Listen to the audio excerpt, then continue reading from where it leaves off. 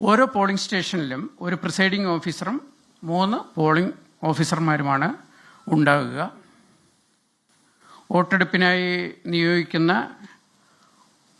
അതുൾപ്പെടെ election പ്രവർത്തനത്തിനായി 1,80,000 ഉദ്യോഗസ്ഥരെയാണ് നിയോഗിക്കുന്നത്. ഇത് കൂടാതെ സെക്യൂരിറ്റി സുരക്ഷ ഉറപ്പുവരുത്തുന്നതിന് വേണ്ടി 70,000-ഓളം പോലീസുകാരെയുമാണ് നിയോഗിക്കുക. അങ്ങനെ ഏകദേശം 2.5 ലക്ഷത്തോളം ജീവനക്കാർ തദ്ദേശ തെരഞ്ഞെടുപ്പിനായി ഉണ്ടാകും.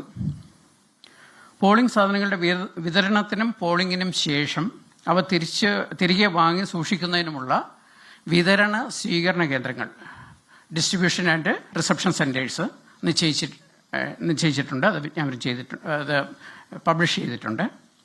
ത്രിതല പഞ്ചായത്തുകളെ സംബന്ധിച്ച് ബ്ലോക്ക് പഞ്ചായത്ത് തലത്തിലും മുനിസിപ്പാലിറ്റി കോർപ്പറേഷനുകളെ സംബന്ധിച്ച് അതത് സ്ഥാപന തലത്തിലുമാണ് ഡിസ്ട്രിബ്യൂഷൻ സെൻറ്റേഴ്സും റിസപ്ഷൻ സെൻറ്റേഴ്സും അറേഞ്ച് ചെയ്യുന്നത്.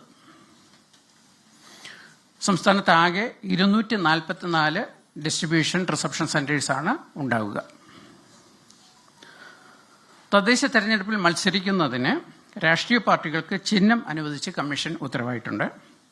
4 പട്ടികകളായി തിരിച്ച് ആണ് ചിഹ്നങ്ങൾ അനുവദിച്ചിട്ടുള്ളത്. 1-ാം പട്ടികയിൽ ദേശീയ പാർട്ടികൾക്കും 2-ാം പട്ടികയിൽ കേരളത്തിലെ സംസ്ഥാന പാർട്ടികൾക്കുമാണ് ചിഹ്നങ്ങൾ നൽകിയിട്ടുള്ളത്. 3-ാം പട്ടികയിൽ മറ്റ് സംസ്ഥാനങ്ങളിലെയും കേന്ദ്രഭരണ പ്രദേശങ്ങളിലെയും അംഗീകൃത പാർട്ടികൾക്കും കേരള നിയമസഭയിലോ തദ്ദേശ സ്ഥാപനങ്ങളിലോ പ്രാതിനിധ്യമുള്ള പാർട്ടികൾക്കുമുള്ള ചിഹ്നങ്ങളാണ് നൽകുന്നത്. 4-ാം പട്ടികയിലെ ചില സ്വതന്ത്ര ചിഹ്നങ്ങൾ മുൻഗണനാ ക്രമത്തിൽ ചില രജിസ്ട്രേഡ് പാർട്ടികൾക്ക് അനുവദിച്ചിട്ടുണ്ട്. അല്ലാത്തവ സ്വതന്ത്ര സ്ഥാനാർത്ഥികൾക്ക് നൽകും. തെരഞ്ഞെടുപ്പുമായി ബന്ധപ്പെട്ട മാതൃകാ പെരുമാറ്റച്ചട്ടം ഞാൻ സൂചിപ്പിച്ചതുപോലെ പ്രാബല്യത്തിൽ വന്നിരിക്കുകയാണ്. പെരുമാറ്റച്ചട്ടം സംസ്ഥാനത്തെ മുഴുവൻ തദ്ദേശ സ്ഥാപനങ്ങൾക്കും ബാധകമായിരിക്കും. മട്ടന്നൂർ ഉൾപ്പെടെ മുഴുവൻ തദ്ദേശ സ്ഥാപനങ്ങൾക്കും പെരുമാറ്റച്ചട്ടം ബാധകമാണ്. സ്വതന്ത്രവും നിഷ്പക്ഷവും നീതിപൂർവവുമായ തെരഞ്ഞെടുപ്പ് നടത്തുന്നതിനാണ് പെരുമാറ്റച്ചട്ടം ഏർപ്പെടുത്തിയിട്ടുള്ളത്. ജാതിയുടെയോ സമുദായത്തിൻ്റെയോ ഭാഷയുടെയോ പേരിൽ വോട്ട് ചോദിക്കുകയോ മതസ്ഥാപനങ്ങൾ, ആരാധനാലയങ്ങൾ എന്നിവ തെരഞ്ഞെടുപ്പ് പ്രവർത്തനത്തിന് ഉപയോഗിക്കാനോ പാടില്ല. മതപരമോ വംശപരമോ സമുദായപരമോ ഭാഷാപരവുമായ സംഘർഷങ്ങൾ ഉണ്ടാകുന്നതും പരസ്പര വിദ്വേഷം ജനിപ്പിക്കുന്നതുമായ പ്രചാരണ പ്രവർത്തനങ്ങളും പാടില്ല. മറ്റ് സ്ഥാനാർത്ഥികളുടെയോ പ്രതിപക്ഷ പാർട്ടി പ്രവർത്തകരുടെയോ സ്വകാര്യ ജീവിതവുമായി ബന്ധപ്പെട്ട വിമർശനങ്ങളും പാടില്ല. അതെല്ലാ പാർട്ടികൾക്കും ബാധകമാണ്. കേന്ദ്രത്തിലോ സംസ്ഥാനത്തിലോ തദ്ദേശ സ്ഥാപനങ്ങളിലോ അധികാരത്തിലിരിക്കുന്ന കക്ഷി ഔദ്യോഗിക സ്ഥാനം തെരഞ്ഞെടുപ്പ് പ്രചാരണത്തിനായി വിനിയോഗിക്കരുത്. മന്ത്രിമാർ, എംപിമാർ, MLAമാർ, മറ്റ് ജനപ്രതിനിധികൾ എന്നിവർ തങ്ങളുടെ വിവേചനാധികാരം ഉപയോഗിച്ച് ആനുകൂല്യങ്ങൾ നൽകുകയോ പ്രഖ്യാപനങ്ങൾ നടത്തുകയോ ഗുണഭോക്താക്കളെ തിരഞ്ഞെടുക്കുകയോ ചെയ്യാൻ പാടില്ല.